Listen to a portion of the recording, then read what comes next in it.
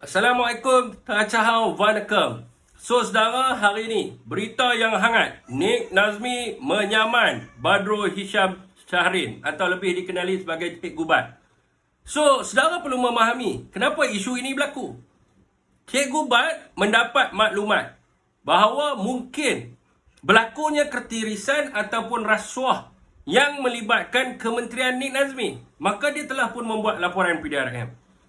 Dan bila membuat laporan, maka apa yang perlu kita lihat adalah kita perlu menunggu proses penyiasatan. Laporan ini tak kisah nak buat kepada PDRM ke, nak buat kepada SPRM ke, buatlah kat mana-mana pun. Dan sebab PDRM pun, kalau kes itu bukan dia punya kes, apa yang dia akan buat, pegawai penyiasat akan refer kepada pihak SPRM. So, biarlah penyiasatan ini berlaku. Dan kemudiannya pegawai penyiasatlah yang akan menentukan sama ada wujud ataupun tidak wujud berkaitan dengan ketirisan ataupun rasuah tersebut. So, apa yang rakyat lihat hari ini adalah, tuan-tuan, ini adalah kita boleh mengatakan adalah bypass sistem undang-undang untuk menakut-nakutkan rakyat. Sebab apa? Sebab bila rakyat buat laporan saja, menteri akan menyaman rakyat sebelum dia menunggu proses penyiasatan yang berlaku.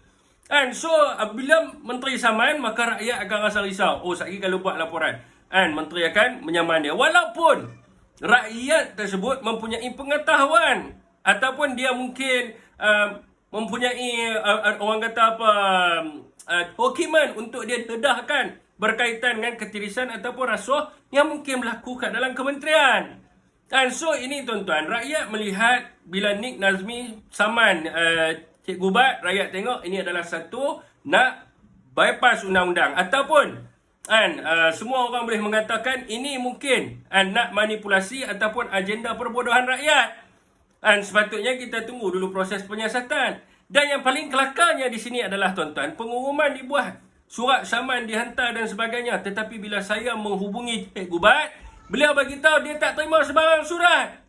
Dan esok dia bagi tahu, esok hari Jumaat dia bagi tahu dia akan pergi ke kementerian. Kementerian di mana Nik Nazmi sedang berkhidmat sekarang ini untuk mendapatkan surat itu. Dan kemudiannya dia akan buat press statement berkaitan dengan wujud ataupun tidak wujud surat yang mana Nik Nazmi bagi tahu telah pun dihantar kepada Cik Gubat melalui pegawai beliau. So, dekat sini, tuan-tuan, rumusannya di sini. Saya nak bagi tahu kerajaan yang menitik beratkan soal rasuah, soal ketirisan dan sebagainya.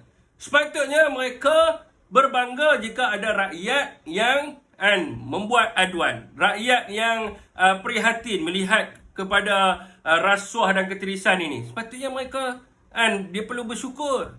Sebab ada rakyat macam ni. So, rakyat buat laporan. Dan mereka sepatutnya perlu fokus kepada penyiasatan. Dan mengarahkan supaya siasatan dilakukan segera. Bukan saman orang yang buat report.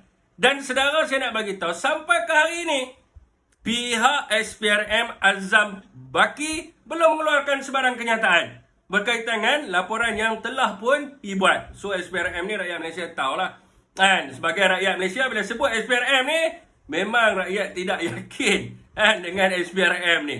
SPRM perlu memperbaiki prestasi mereka. Jadi, adanya laporan, mereka perlu membuat penyiasatan dan mengambil tindakan yang segera. Ini dah berapa bulan berlalu. Jadi, kita tidak dengar apakah komen Ketua Pesuruhjaya SPRM berkenaan dengan projek Tebatan Banjir yang dikatakan adanya unsur-unsur rasuah yang bernilai 500 juta ringgit. So, ini yang rakyat nak dengar. Okey, tuan-tuan, Wallahualam.